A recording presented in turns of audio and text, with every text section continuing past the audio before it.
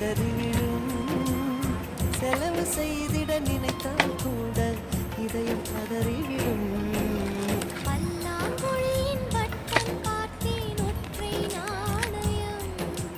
புல்லாங்குழலின் துளைகள் பார்த்தேன் ஒற்றை நாணயம்.